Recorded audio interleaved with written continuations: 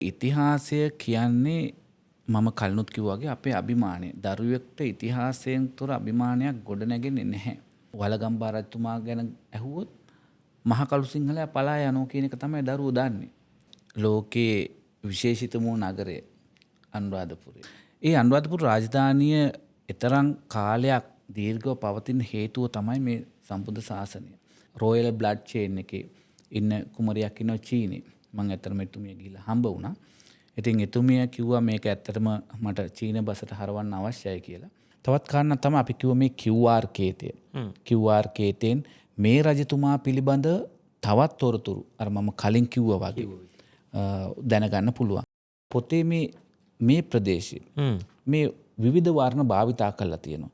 ඒකටත් හේතුවක් තමයි පහසුවෙන් මේ රාජධානී අතර මාරුව සහ විශේෂයෙන්ම හොයාගන්න පුළුවන් වෙනවා. එතකොට ඒත් එක්කම තවත් කරුණු කාරණා කීපයක් තියෙනවා. දැන් අපි හිතමු අයිබෝවන් සියලු දෙනාටම තෙරුවන් සරණයි. අදත් අපි හමුවන්නේ අග්‍ර YouTube නාලිකාව ඔස්සේ අග්‍ර සංවාද මණ්ඩපය ඔස්සේ. ඔබ දන්නවා දැනටමත් අග්‍ර සංවාද මණ්ඩපය කියන්නේ මේ රටේ ඓතිහාසික වැඩසටහන් මාලාවක් කරන්න බලාපොරොත්තු වෙන නාලිකාවක්. අපේ රටේ ඉතිහාසය, අපේ සભ્યත්වය, අපේ ශිෂ්ටාචාරය, අපේ සංස්කෘතික උරුමයන්, අපේ හරපද්ධතීන් ගැන, තේරවාදය ගැන, මහාවිහාරීය සංස්කෘතිය ගැන, අපේ ශිෂ්ටාචාරය ගැන අලුත් මානයකින් වැඩසටහන් මාලාවක් කරන්න බලාපොරොත්තු වෙනවා. මේ වගේ පොඩ්කාස්ට් වැඩසටහන් මාලාවක් යන අතරේම විවිධ විද්‍යාර්ථීන්, මහා සංඝරත්නය, විවිධ වෘත්තිකීන්, විවිධ විශේෂඥයන්, විවිධ පර්යේෂකයන් විවිධ දෙනත් එක්ක අපි කරන මේ සාකච්ඡා මාලාව ඒ වගේම අද අනාගතයේ ඉදිරියට අපේ රටේ ඉතිහාසයේම බොහෝ කාරණා පිළිබඳව වාර්තාමය වැඩසටහන් මාලාවකුත් කරන්න අපි බලාපොරොත්තු වෙනවා. ඉතින් අදත් මේ අග්‍ර සංවාද මණ්ඩපයේට මේ වේදිකාවට ගොඩ වැදෙනවා මහා වංශ ප්‍රදීපිකාව ලියන ලද ගිය සති ඔබේ වේදිකාවට මේ වැඩසටහනට පැමිණි ඉසුර වික්‍රමාරච්චි මහත්මයා. ආයිබෝවන්. අයිබෝවන්. ඉතින් අපි මේ වැඩසටහන අද ආරම්භ කරන්නේ එදා සාකච්ඡා කරපු කාරණාවලට අමතරව ඔබට මොකද ඉසුර හිතෙන්නේ මෙවැනි දෘශ්‍ය ඉතිහාසමය කෘතියක් අද පරපුරට ඉදිරිපත් කරන වෙලාවේ, නවීන තාරුණ්‍යයට ඉදිරිපත් කරන වෙලාවේ මේ ඉතිහාස විෂය එක කාලයක් අපේ ලංකාවේ තිබුණා. ඉතිහාසයේ කන්නද කියලා අහපු කාලෙකුත් තිබුණා. සමහර නායකයෝ ඇහුවා ඉතිහාස පෙළපොතින් අයින් කරන්න ඕනේ වගේ හැඟීමකුත් තියෙනවා. නව අධ්‍යාපන ප්‍රතිසංස්කරණ ඇතුළත් මේ කතාව තියෙනවා. අනිවාර්ය විෂයකිනුත් අයින් වෙන්න යන්නේ. එහෙම වෙලාවක මේ අභියෝගය ජය ගන්න මේ කෘතියෙන් අද පරපුරට මේ ඉතිහාසමය විෂය සමීප කරනවද කියන කාරණාව පළමුවෙන් මම ඔබෙන් අහනවා.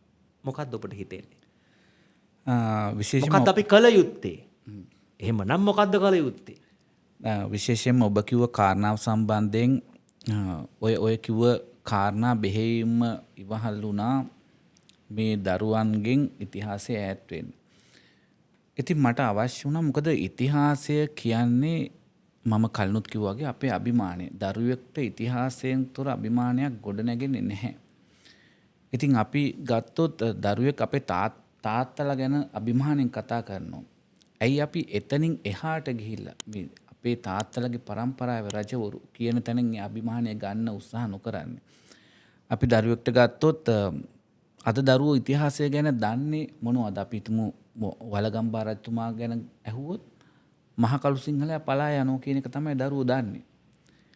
හැබැයි අපි දන්නවා එතුමා පලා ගියයි කියලා. හැබැයි දරුවෝ දන්නේ පලා ගියයි කියලා. දරුවෝ හිතනවා මහ කළු සිංහලයා පලා යනවා කියලා. එතකොට අපි ඇහුවොත් මැටි ගහලා මරපු රජතුමා කවුද? පුතා විසින්. ළමයි කියයි ධාතුසේන රජතුමා කියලා. හැබැයි දරුවෝ දන්නවද වැඩිම ආක්‍රමික ප්‍රමාණයක් ඝාතනය කළ මේ රටේ එක්සේසත් කරපු රජතුමා කවුද කියලා? පරාජය කරලා. ඉතින් ඒත් ධාතුසේන රජතුමා. එතකොට අපි සීගිරි කාශ්‍යප ගැන ගත්තොත් දරුවෝ දන්නේ හැංගිලා හිටපු රජ කෙනෙක් කියලා. හැංගිලා ඉන්න මාලිගා හදන්න අවශ්‍ය නැහැ. හැංගිලා ඉන්න කැලෑවල් වල, එක ගුහාවල් වල. එතකොට අදටත් එතුමන්ලගෙන් අපේ රටට විදේශ විනිමය හම්බ වෙනවා.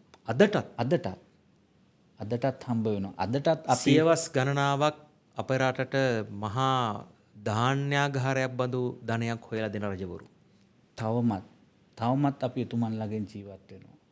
ඉතින් ඒ අනාගත පරම්පරාව මේ වගේ සිතුවිල්ලකට යනවා දන්නවනම් එතුමන්ලා ඉන්නා තැනක ඉඳලා අපි ගැන මොනවද හිතන්නේ. ඉතින් ඒක නිසා මට අවශ්‍ය වුණේ නැහැ ඒ රජවරු ඒ තැනටපත් කරන්න. මට අවශ්‍ය වුණේ මේක මොකද අපි ඉතිහාසයක් උගන්වන්න ඕනි දරුවන්ට නායකත්වයේ පුහුණු කරන්න. ඒ අභියෝග වලින් රජවරු ජයගත්තේ කොහොමද කියලා කියන්නේ. ඒ උපක්‍රමශීලී පසුබැසීම ගැන කියන්නේ. ඒ පීඩනය දරාගත්තේ රජවරු කොහොමද කියලා කියන්නේ. ඒ කුමන්ත්‍රණ වලට රජවරු මුහුණ දුන්නේ කොහොමද කියලා උගන්වන්න. අපි දරුවන්ට ඉතිහාසය උගන්වන්න ඕනි එහෙම. ඒ නායකත්වයේ ඒ රටක් ජාතියක් ආරක්ෂා කරන්නේ කොහොමද? ශාසනය රකින්නේ කොහොමද? ඒ රජවරු ඒ කුමන්ත්‍රණ වලට මුහුණ දුන්නේ කොහොමද? ආදී කරුණු තමයි ඉතිහාසයෙන් උගන්වන්න ඕනේ. ඒක තමයි ගොඩක් වෙලාවට මේ ඉතිහාසය අයින් කරන්න යන මේ ජාතිය මොට කිරීම. ඉතින් ඒකින්ද මට අවශ්‍ය වුණේ නැහැ එහෙම මොට ජාතියක් අනාගතයට බාර කරන්න. ඒකින්ද මම ගොඩක් අධ්‍යයනය කළා මේක මම මේකට ඇතුළත් කරලා තියෙනවා QR කේතයන්. ඊට පස්සේ දරුවන්ගේ පහසුව පිණිස යම් මම බැලුවොත් මේ වර්ණ භාවිතා කරලා තියෙනවා. ඒ වර්ණ වලින් දරුවන්ට පුළුවන් රාජධානිය අතර ඉක්මනින් මාරු වෙන්න. ඊට පස්සේ වෙනම රජවරුන්ට අංකයක් ඇතුළත් කරලා තියෙනවා. ඒ හැම එකකින්ම අපි අංකයක් ගත්තොත් අපි දන්නවා 128 තියෙන රජ අපි තුම 130 තියෙන රජ කෙනෙක් ගත්තොත් මොකද අනුරාධපුර රාජධානිය 128කින් ඉවරයි. එතකොට 130 දැන් මේ රජ රූපේ තියෙනවා, රජ අංකේ තියෙනවා. එතකොට ඒ ඔක්කොම එකට එකතු වෙලා මනසට ගියාම 130 රජ කෙනා දැක්කහම දරුවෝ හිතනවා මේ ඉන්නේ පොළොන්නරුව රජ කෙනෙක් වෙන්න ඕනි කියන කාරණාව. එතකොට එතනින් රජ කෙනෙක් ගැන අභිමානය දැනුනොත් මට මේ රජතුමා ගැන තව හොයන්න අවශ්‍යයි කියලා හිතුනොත් ෆෝන් එක ගත්ත එක QR එක ස්කෑන් කරපුවාම ඒ රජතුමා පිළිබඳ සම්පූර්ණ කළ ශාසනික සේවාවල් එනවා. ඉතින් ඒකත් එක්කම අපි තුමු මහා වංශය කියවනවට වඩා මෙතනින් මම සෑම රජ කෙනෙක් ගැනම මහා වංශයට අනුකූලව මේ සිද්ධීන් උනේ කොහොමද කියලා නිර්මාණය කරලා තියෙන අලුත් තාක්ෂණය. දරුවන්ට එක රජ කෙනෙක් ගැන පිටු 20ක් 30ක් කියවනවට වඩා විනාඩි 7ක් 8ක් ඇතුළත ඒ රජතුමා කරපු ශාසනික සේවාවල් කොහොමද රජ බවට පත් උනේ, කවුද මේකේ පරම්පරාව කියලා ආදී කරුණු සිනමා පටයක් වගේ බලන්න අවස්ථාව උදා කරලා තියෙනවා. මොකද මට අවශ්‍ය උනේ ඒකෙන් මේ දරුවෝ ඉතිහාසය ගැන දැනගන්න. ඉස්සෙල්ලා දැනගත්තට පස්සේ තමයි අභිමානය ඇති වෙන්න පටන් ගන්න. ඉතින් මගේ අරමුණ උනේ මේ තාක්ෂණය භාවිතා කිරීමෙන් ඒ දරුවන්ම මේ ඉතිහාසයට ඇදලා තියාගන්න. පැහැදිලි. හරිම ලස්සන තැනක් කිව්වා අපේ ඊශ්වර වික්‍රමාරච්චි. මහාවංශය කියන්නේ රජවරුන්ගේ ලයිස්තුවක් විතරක් නෙවෙයි. මහාවංශය කියන්නේ ලංකාවේ චින්තනය. අපේ සංස්කෘතියේ ගමන මේ කෘතිය හරහා ඉතිහාසයට එහා ගියපු ගැඹුරු පණිවිඩයක් දෙන්න උත්සාහ ගන්නවා. මේ කෘතිය ජනගත කරපු ඊශ්වර වික්‍රමාරච්චි. ඔබ ලස්සන කතාවක් මේ අනුරාධපුර රාජධානිය ගැන. ඔබ දන්නවද ඔබ ඉන්නේ කොළඹ තමයි අපේ දැන් අගනුවර. ලංකාව අගනුවර වෙලා ලංකාවේ කොළඹ අගනුවර වෙලා අවුරුදු 100ක් ඇතිනේ. 100කට බැහැ. නැත්තම් පොඩි ඔහොම කාලයක්. ලංකා ඉතිහාසයේ රජවරු 190 දෙනාගෙන් වැඩිම රජ පරම්පරාවක් අගනුවර කරගත්තේ අනුරාධපුර. ඔබට මොකද්ද මොකද ඔබේ කතාවේ එතන යමක් කියවිගෙන ආවා. මම ඒකයි මේ අතරමැදදී මේක අහන්නේ. මේ මහාවංශ ප්‍රදීපිකාව ලියන්න ගත්තී ශ්‍රේෂ්ඨම ලෝකයේ අගනුවර. මට නම් හිතෙන්නේ ශ්‍රේෂ්ඨම අගනුවර. මට නම් හිතෙන්නේ ශ්‍රේෂ්ඨම භූමිය, මහා සෑයේ තියෙන භූමිය, ශ්‍රී මහා බෝධීන් වහන්සේ තියෙන භූමිය, භාග්‍යවතුන් වහන්සේගේ ද්‍රෝණයක් ධාතුන් වහන්සේ වඩා හිඳුවලා තියෙන මේ තුන් ලෝකයේ තිබෙන එකම මහා සෑයේ තිබෙන භූමිය. වැඩිම රජවරු ගණනාවක් 128 දෙනෙක් රජකම් කරපු අගනුවරක් වුණේ. ඒ අගනුවර එහෙම වෙන්න ඇත්තේ කොහොමද? මේ මහාවංශ ප්‍රදීපිකාව ලියන්න ගද්දී, ශිලාලේඛන අධ්‍යයනය කරද්දී, මේ විවිධ අටුවා කතා අධ්‍යයනය කරද්දී ඔබ පුරාවිද්‍යාඥයන් එක්ක ඇසුරු කරා, විද්‍යාර්ථීන් ඇසුරු කරා, බොහොම පොත් කියවුවා, ලියපු පොත් ප්‍රමාණය කියවපු පොත් ප්‍රමාණය මේක ලියලා තියෙනවා. මොකද හිතෙන්නේ? ඔබ කිව්ව කාරණය ලෝකයේ විශේෂිතම නගරය අනුරාධපුරය. ඒක ගැන විවාදයක් නැහැ ඇත්තටම. මම දන්න තරමින් ලෝකයේ මෙතෙක් මෙපමණ වසර ප්‍රමාණයක් රාජධානියක් හැටියට පැවතිය රාජධානය තමයි අනුරාධපුර රාජධානිය. ඒකෙදි විශේෂිත කරුණු කාරණා කීපයක් තියෙනවා. මොකද ශ්‍රී මහා බෝධීන් වහන්සේ ඒ වගේම මහා සෑය මේ සියලුම දේ ඇතුළත් වෙලා තියෙන අනුරාධපුර රාජධානියට. ඒ අනුරාධපුර රාජධානිය එතරම් කාලයක් දීර්ඝව පවතින හේතුව තමයි මේ සම්බුද්ධ ශාසනය. මොකද රජවරුන්ට තිබ්බා මේ ශාසනය ආරක්ෂා කර ගැනීමේ උවමනාව. එතුමන්ලාට තිබ්බා මේ ද්‍රෝණයක් ධාතුන් වහන්සේලා වැඩ සිටින මහා සෑය ආරක්ෂා කර ගැනීමේ උවමනාව. ඉතින් ඒ රජවරුන්ට අවශ්‍ය වුණේ නැහැ එතනින් එළියට කියලා. මොකද අපි දන්නවා රජතුමා ඉන්න තැන තමයි රටක ආරක්ෂිතම තැන. ඉතින් රජවරු එතන අත්හැරලා ගියේ නෑ. මොකද ඒ හේතුව මහා සෑය ආරක්ෂා කරන්න ඕන නිසා, ශ්‍රී මහා බෝධීන් වහන්සේ ආරක්ෂා කරන්න ඕන නිසා. ඒ හින්දා අපේ රජවරු බොහෝ දෙනෙක් කියන්නේ ඔබ කිව්වා වගේ තාමත් අපි අනුරාධපුර රාජධානිය ඉඳලා අද වෙනකම් ඒ වසර ගානට වඩා වැඩි ප්‍රමාණයක් අනුරාධපුර රාජධානිය සිද්ධ වෙලා තියෙනවා. ඉතින් මූලික හේතුව උනේ රජවරු මහා සෑය දාලා ගියේ නෑ. ඒ දාලා යන්න අවශ්‍යතාවයක් තිබෙත් නැහැ. ඉතින් ඒක නිසා තමයි මං හිතන්නේ ඔබ කිව්ව කාරණාව මෙතරම් කාලයක් මේ විරාජමානව මේ රජවරුන්ට තිබ්බේ තමන්ට වඩා මේ මහා සෑය ආරක්ෂා කර ගැනීම සහ සම්බුද්ධ ශාසනය ආරක්ෂා කර ගැනීම උවමනාව. ඔන්න ඔකයි කාරණාව. මහා සෑය ජයශ්‍රී මහා බෝධීන් වහන්සේ එදා භාග්‍යවතුන් වහන්සේ ඉසුර මේ ලංකාදීපයට වැඩම කරපු වෙලාවේ ලක්දිව සුගත මහා චීවරය මහා සෑයේ ওই සලපතල මළුවේ එලා උන්වහන්සේ මහා සමාපatti සුවයට සමවැදුණා කියලා අපේ කතාවල අපි අහලා තියෙනවා. ඉතින් එතන තමයි දේවානම්පියතිස්ස රජතුමාට පෙන්නුවේ මිහිඳු මහරහතන් වහන්සේ මෙතනයි මහා සෑය ඉදි වෙන්නේ කියලා. ඉතින් ඒ වෙලාවේ දේවානම්පියතිස්ස රජතුමාගේ මුණුබුරෙකු වුණ මේ රෝහණ දේශයේ කාකවන්න තිස්ස රජතුමාගේ පුතෙකු රජකමට එනවා කියලා කිසිම අල්ප මාත්‍රයක්වත් දැනුම නැතුව තියෙද්දි මිහිඳු මහරහතන් වහන්සේ පැවසුවා. ඒක ගලේ කොටලා තියෙනවා. රුවන්වැලි සෑයට එහා පැත්තේ. උතුරු වාහල්කඩට ආසන්නව.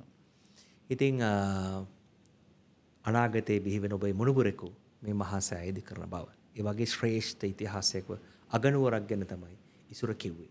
ඉතින් ඔබට අපි කියන්නේ මේ ඉතිහාසය අපි ඇහුවේ කියෙව්වේ බැලුවේ මෙතෙක් මේ මහා වංශ ඉතිහාසය කෘතියක් හැටියට අපි කියෙව්වා. අටුවා කතා කියෙව්වා. අපි මහා වංශ ප්‍රදීපිකාවක් ලියවිලා තියෙනවා. ප්‍රදීපිකාවක් ලියවිලා තිබෙනවා. විහාර වංශයේ තියෙනවා. තූප වංශයේ තියෙන මේ ආදි වශයෙන් වංශ කතා සාහිත්‍ය, වංශ කතා ඉතිහාසය අපි මේ කාරණා ඇහුවා. අපේ විහෙර විහාර හැදුන විදිය, අපේ විහාර වංශය මේ ආදි වශයෙන්. හැබැයි ඔබට පුළුවන් වුණා මේ ඉතිහාස කතාව අලුත් මානයකට ගේන්න. ඒක තමයි මෙතන වටිනම දේ. ඉතින් අපි දන්නවා රූපවාහිනී මාධ්‍ය, ගුවන්විදුලි මාධ්‍ය, සමාජ මාධ්‍ය මේ ඔක්කොම ආශ්‍රිතව විවිධ දේවල්, විවිධ කාරණා මේ ඉතිහාසමය දේවල් හොයාගෙන ගිහපු වැඩසටහන ඕනතරම් වාර්තා වැඩසටහන් තිබුණා. හැබැයි කෘතියක් හැටියට එලි දක්වලා මේක නවීන තාක්ෂණයට ගෙනල්ලා තාක්ෂණය මුසු කරලා මේ රජ පරම්පරාවන් පුරුක් ඔක්කොම ඇඳලා ඒ පෙළපත් සියල්ලම හඳුනාගෙන මහා ගවේෂණයක් කරලා පර්යේෂණයක් කරලා කරපු කෘතිය හැදුවේ ඔබ. ඉතින් මම ඔබට අහන්නේ ඔබට මේ මහා වංශ ප්‍රදීපිකාව ලියනකොට හම්බුණු රජදරුවෝ අතරේ වටිනා කියන ඉතිහාසය හොයාගෙන යනකොට ශ්‍රද්ධාවන්ත ධාර්මික ධාර්මිෂ්ඨ රට සංස්කෘතිය ගොඩනගපු රටේ වාරිෂ්ඨාචාරය හදපු අපේ සભ્યත්වයේ ගොඩනගපු දෙස් විදෙස් ආක්‍රමණ වලින් රට මුදවගත්ත ಜಾති එක්සේසත් කරපු රජවරුන්ගේ කීපයක් ඔබට ඔළුවට දැන් එනවා ඇති. මට ඒ පිළිබඳවත් කියන්න මේ අවස්ථාව ඔබට විවර කරන්න. විශේෂයෙන්ම ඔබ අහපු ප්‍රශ්නෙත් එක්ක මගේ කියවීම මතක් වෙනස් වෙන්න පුළුවන්. විශේෂයෙන්ම රට එක්සේසත් කරපු රජවරු නිසා අපි අද සිංහල ජාතියක් වශයෙන් ශාසනය මේ හැමදේම රැකිලා තියෙනවා. ඉතින් උන්වහන්සේලාට අපි පින් පැමිණිය යුතුයි. අපේ උන්වහන්සේලාට මොකද උන්වහන්සේලා නිසා තමයි අපි මේ ජාතිය ශාසනයත් රැකිලා තියෙන්නේ. ඉතින් ඒක ගැන කිසිම විවාදයක් නැහැ. ශ්‍රේෂ්ඨයි කියලා රජවරු අපි ඉතිහාසයේ හැඳින්වෙන්නේ ගොඩක් වෙලාවට ගැටලු ආවහම ඒකට මුහුණ දුන්න ආකාරය අනුව තමයි. සමහර රජවරු ඉඳලා තියෙනවා ඒ කාලේ රට සාමකාමී. එතකොට එතුමන්ලා ඒ සාමකාමී රටේ ශාසනික සේවාවල් විශාල වශයෙන් කරලා තියෙනවා. නමුත් ඒක අර රටේ ගැටලුවක් නැති නිසා ඒක ගොඩක් වෙලාවට ඒක ඉදිරියට පැමිණියේ නැහැ. විශේෂයෙන්ම අපි අද වගේම තමයි ගොඩක් වෙලාවට අපිට ආක්‍රමණ සහ සතුරන්ගේ දේවල් නිසා තමයි ඒ රජවරු ශ්‍රේෂ්ඨ බව වැඩි වෙන්නේ. මොකද ඉතිහාසය සඳහන් කරලා තියෙන්නේ. කවුරු හරි ආක්‍රමණිකෙක් ආවොත් තමයි අපි ඒකට උත්තර දීලා ඒ රට බේරා ගන්න සහ ඒකට යුදෝපක්‍රම යොදලා රට බේරා ගන්න. ඉතින් ඒව තමයි ගොඩක් වෙලාවට ඉතිහාසයේ ලියවිලා තියෙන්නේ. සමහර වෙලාවට සාමකාමී අවස්ථාවල රට අවුරුදු 40-50 සාමකාමීව ගෙවෙනකොට ඒව ගැන විශේෂයෙන් වැඩියෙන් සඳහන් වෙලා නැහැ. ඉතින් මගේ කියවීම තමයි මේ රට වෙනුවෙන් රට පාවා නොදීපු මේ සම්බුද්ධ ශාසනයට හානියක් නොකරපු සියලුම රජදරුවන් ශ්‍රේෂ්ඨ රජදරුවන් හැටියට මට හඳුන්වන්න පුළුවන්. ඔන්න බලන්න අපේ ඉතිහාසයේ තියෙන වටිනකම. ශ්‍රද්ධාවන්ත ධාර්මික අපේ ජාතිය හදපු ඉසුරු ඉතින් අපි තවම මේ වැව් වලින් නේද මේ බත සපය ගන්න. අපි මේ හදපු වැව් මේ ජාතිය හදපු වැව් ප්‍රමාණය කොච්චර අල්පද? මේ අපේ මේ සියවසේ අපි නූතන තාක්ෂණයට ගිහිල්ලා රට මේ දැන් ලෝකෙත් එක්ක ආසියාවේ තියෙන රටවල් අතරින් අපි ආර්ථික අමාරුකම් තියෙන රටක්. තවමත් ඉතින් බත ලැබෙන්නේ වී ටික ලැබෙන්නේ ඒ රජදරුවෝ මහා පරාක්‍රමබාහු රජතුමා මින්නේරිය බසවක් කුලම මහා කනදරාව මහා වැව් වලින් හැදෙන ඒ කුඹුරු අස්වැන්න තමයි අපිට බතසරි කරන්නේ.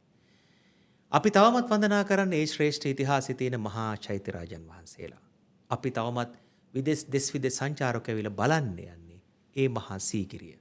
ඒ මහා දළදා වහන්සේ අනුරාධපුර රාජධානී පොළොන්නරුවේ දඹුල්ලේ දඹදිනියේ එවැනි රාජධානී යුගවල තියෙන ඓතිහාසික සංස්කෘතික උරුමයන් බලන්න.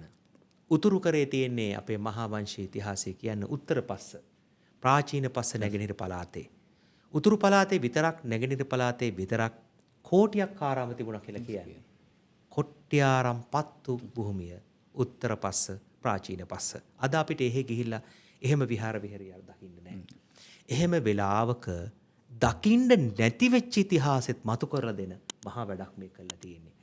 ඔබට හිතෙන්නේ මේ ශ්‍රව්‍ය දෘශ්‍ය මාධ්‍යය ඔස්සේ මේක දකින්න පුළුවන් අවස්ථාවක් නිර්මාණය කරන්න උත්සාහගත් උත්සාහය නව මානයකට ලෝකයේ ජාත්‍යන්තරයට අපේ ඉතිහාසය ගෙනියන්න ඔබ ගත්ත උත්සාහය අනාගතයේ කියවීම මොකක්ද ඔබගේ? අනාගතයේ ගන්න මේකට සදා ගන්න උත්සාහය කුමක්ද? මේකෙදී විශේෂයෙන්ම මම සඳහන් කරන්න ඕනි ඉතිහාසය කවදාකවත් වෙනස් වෙන්නේ නැහැ. ඉතිහාසය වෙලා ඉවරයි. හැබැයි ඉතිහාසය පිළිබඳ අපි දන්න කරුණු දිනෙන් දින අලුත් වෙන්න පුළුවන්. අද උදාහරණයක් හැටියට ගත්තොත් මේ පොතේ තියෙන යම් කරුණක් අපි ඊළඟ සතියේ හම්බෙන මූලාශ්‍රයක් හා සෙල්ලිපියක් ආශ්‍රයෙන් වෙනස් වීමට ඉඩ තියෙනවා. ඉතින් මට අවශ්‍ය වුණේ නැහැ ඒ වැරදි තොරතුරුම මේ පොතේ සඳහන් කරන්න. පැහැදිලි. එතකොට මට අවශ්‍ය වුණා මේකට යම් කිසි යාවත් කාලීන ක්‍රමවේදයක්. ඒ අනාගතය ගැන හිතලා.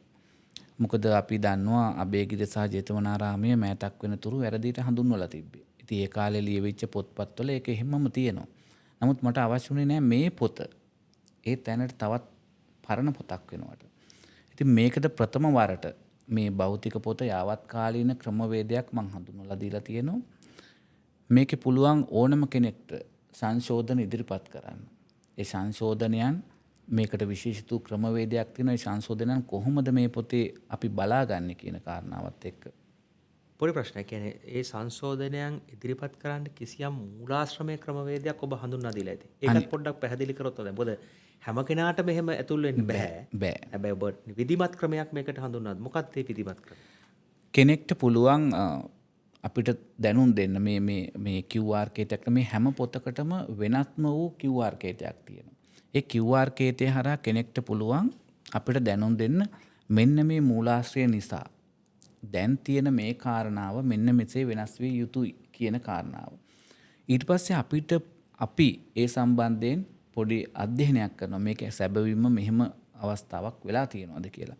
ඉතින් එහෙම හිතලා තමයි අපි ඒක ගැන විධිමත් පරීක්ෂණයක් කළා, ඒක ගැන අධ්‍යයනය කළා, මූලාශ්‍රමයේ අධ්‍යයනයක් කරලා අපි හිතනවා මේක දැන් මේ තත්ත්වයට වෙනස් වෙලා තියෙනවා කියලා. ඉතින් අපි ඒක අපේ වෙබ් අඩවිය හරහා ඒක හමුණු ශිලාලේඛනයක් හමුණු ශිලාලේඛනයක් කොතනින්ද එක්කෝ මොකක් හරි ලියවිල්ලක් ඒ වගේ කරුණු කාරණාත් එක්ක සඳහන් වෙනවා නම් අපිට පුළුවන් ඒක යාවත් කාලින කරන්න. එතකොට මේ පොත මම කිව්වා QR කෝඩයක් තියෙනවා මේ හැම පොතකටම. ඒක හරහා ගිහලා යාවත් කාලින පිටුව අපිට බාගත කරන්න පුළුවන්.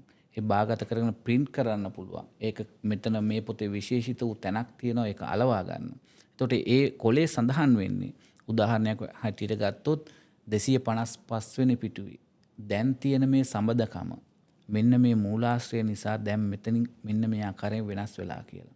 එතකොට කෙනෙක්ට පුළුවන් ඒ 250 වෙනි පිටුවේ 55 වෙනි පිටුවේ අදාළ තැනට ගිහිල්ලා පොඩි සඳහනක් කරන්න. එක්කෝ ස්ථාමාක්‍යයක් දාන්න. එතකොට ඒ අය දන්නවා මේ මුල් පිටුවේ තියෙන සංශෝධනයක් මේකට ඇතුළත් වෙනවා කියලා.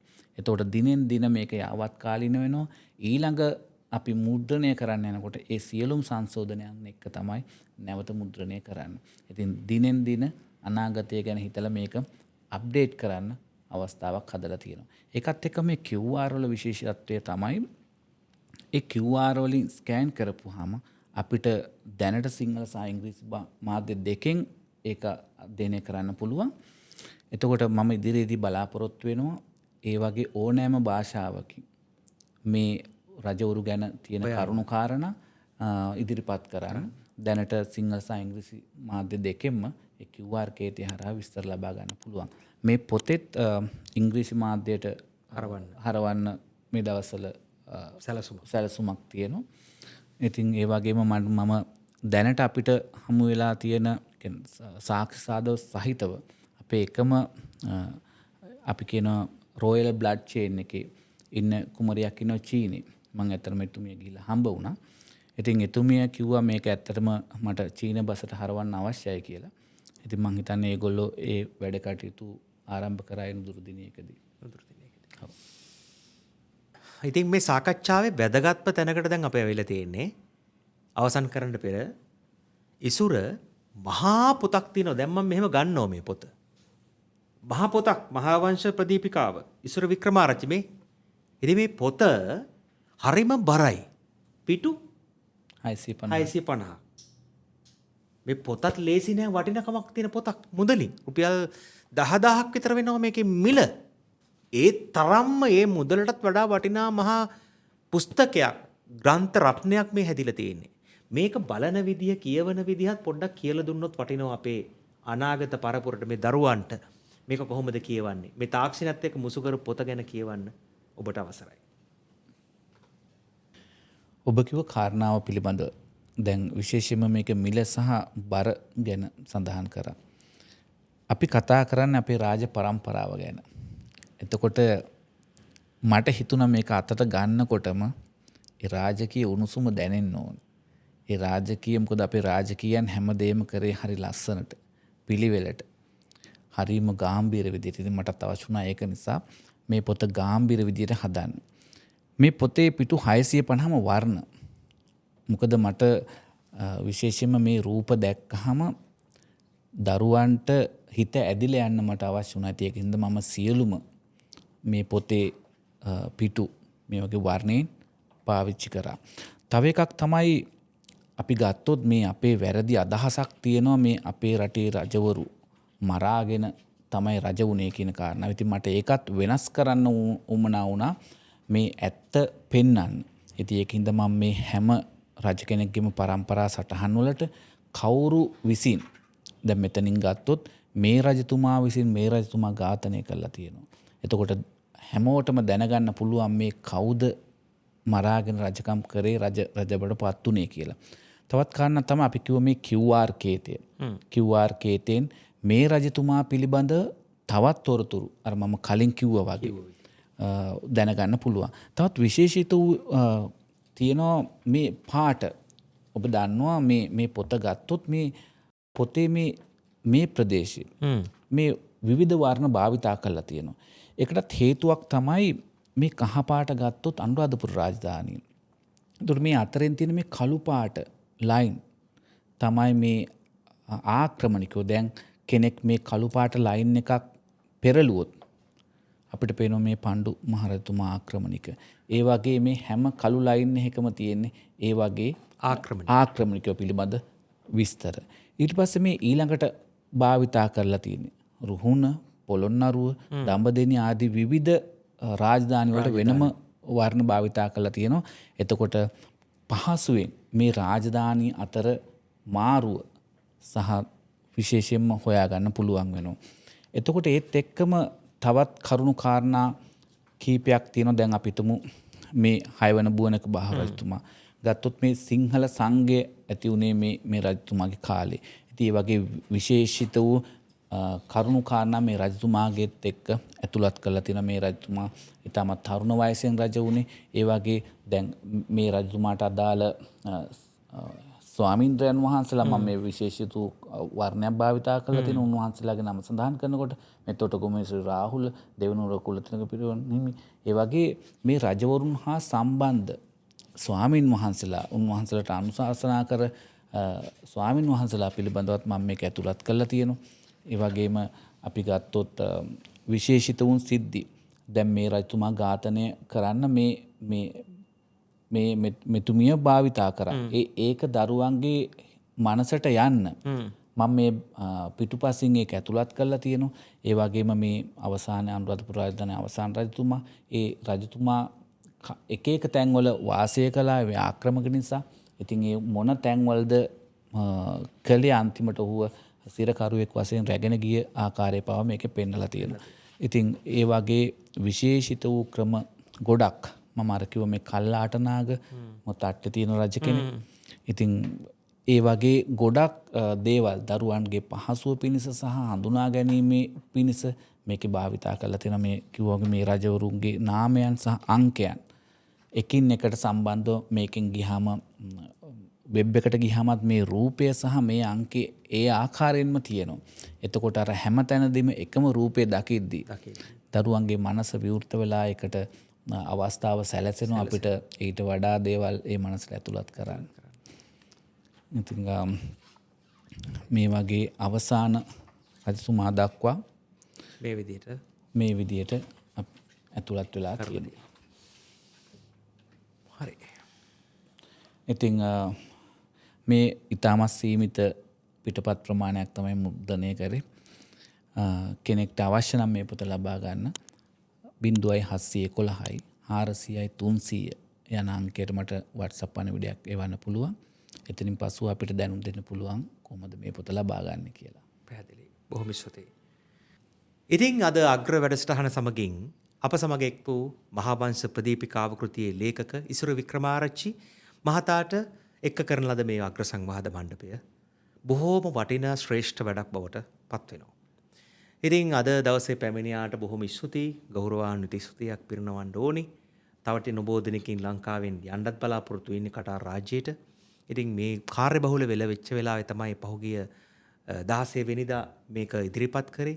මේ 16 වෙනිදා රණවිරු දිනයට කලින් දින දෙකකට කලින් ජාතික රණවිරු දිනයට කලින් ඉදිරිපත් කරේ ශ්‍රේෂ්ඨ ඉතිහාසයක්.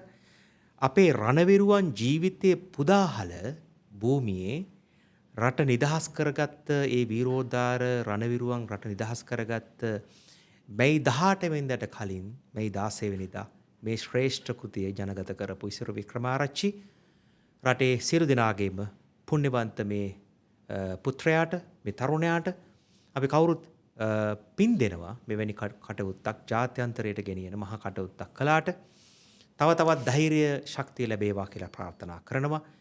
ඒ වගේම නිදුක් නිරෝගී සුවය ලැබේවා කියලා කියනවා. මහා සංඝරත්නයේ ආශ්‍රය නිසාමයි මේ කටයුත්ත සිද්ධ වුණේ. මම මේ වෙලාවේ මතක් කරනවා දිද්දෙනිය රණගිරිලෙන අපේ නුවරඑළිය ඥානශීල ස්වාමීන් වහන්සේ ගෞරවයෙන්, ඒ වගේ කුණ්ඩසාලේ අර්ණගවේෂී ස්වාමීන් වහන්සේ, ඒ වගේම අපේ සියලුම නිකායත්‍ර ભેදයකින් තොරව අස්ගිරි මල්ලතු මහා නායක හාමුදුරුවෝ අපි බොහොම ගෞරවයෙන් සිහිපත් කරනවා. ඒ වගේම ගෞරවනීය මහා සංඝරත්නය සිහි කරනවා. මොකද ඒ බොහෝ දෙනා ඔබ පිටුපස හිටියා ශක්තියක් වෙන්න. ඒ වගේම බොහෝම පිරිසක් මේකට ශක්තිය දුන්නා. තවත් බොහෝ දෙනා ශක්තියවන්ත සියලු දෙනාම පුණ්‍යවන්තව අපි සිහිපත් කරනවා ගෞරවයෙන්. අවසාන වශයෙන් ඔබට ඉස්තුතිවන්ත වෙමින් අපි අද දවසේ අග්‍ර සංවාද මණ්ඩපය නවත්වනවා. ඉතින් සියලු දෙනාටම ආයුබෝවන් සුබ දවසක්.